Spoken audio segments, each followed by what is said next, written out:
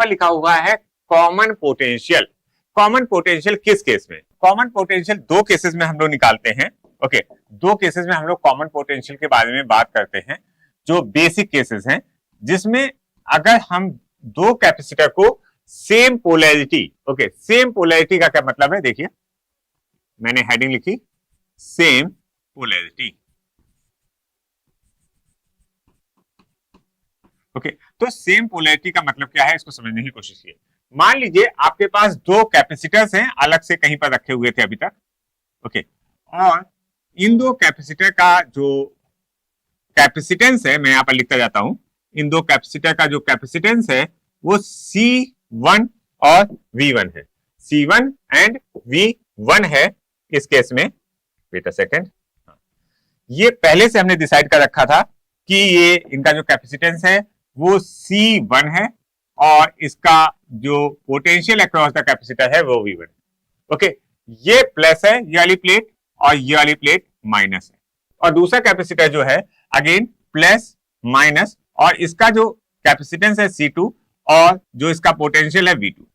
Same polarity का मतलब ये है कि हमने दोनों कैपेसिटर की पॉजिटिव पॉजिटिव प्लेट्स को कनेक्ट किया है और नेगेटिव नेगेटिव प्लेट्स को कनेक्ट किया है। अब इस केस में अगर हम पोटेंशियल के बारे में बात करें, कॉमन पोटेंशियल, कॉमन पोटेंशियल मैंने V माना, और ये जो V है इसकी वैल्यू क्या होगी?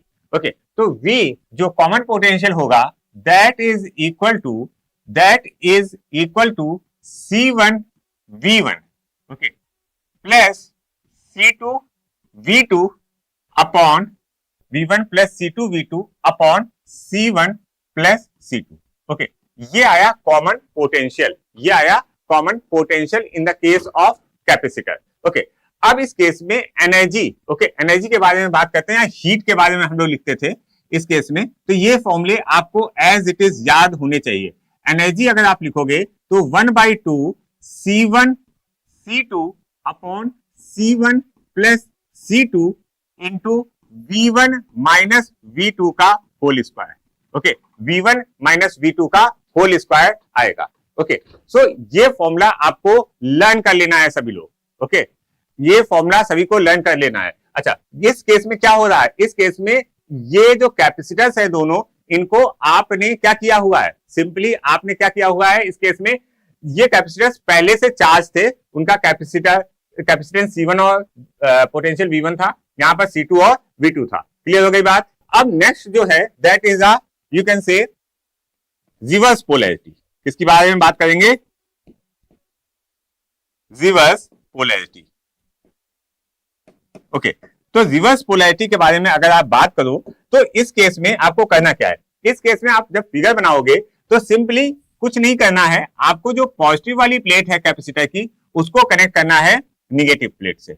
ओके, पॉजिटिव वाली प्लेट को निगेटिव वाली प्लेट से और निगेटिव वाली प्लेट्स को पॉजिटिव से। तो ये पॉजिटिव है, ये वाली प्लेट अगर पॉजिटिव है तो इसको हमने निगेटिव प्लेट से और निगेटिव वाली प्लेट्स को पॉजिटिव से कनेक्ट किया। अगेन इस केस में हम ये कह सकते हैं कि हमने जो कैपेसिटर हैं ये पहले से चार्ज करके और पहले से पोटेंशियल, ओके, मतलब पहले से पोटेंशियल है मतलब इसमें चार्ज है। ओके, तो यहां पर इसको हम कह सकते हैं, इस वाले को C1 V1 और इसको कहेंगे C2 V2। क्लियर हो गई बात? अच्छा, इस केस में अब कॉमन पोटेंशियल क्या होगा? कॉमन पोटेंशियल के बारे में बात करें, V is equal to C1 V1 minus C2 V2 upon C1 plus C2 upon C1 plus C2। ये वैल्यू आई। ओके, अच्छा, एनर्जी के बारे में बात करें, एनर्जी के बारे में, okay, energy is equal to, यहां पर जो वैल्यू आएगी that is 1/2 C1 C2 upon C1 plus C2, okay, in bracket V1 plus V2 का होल स्क्वायर।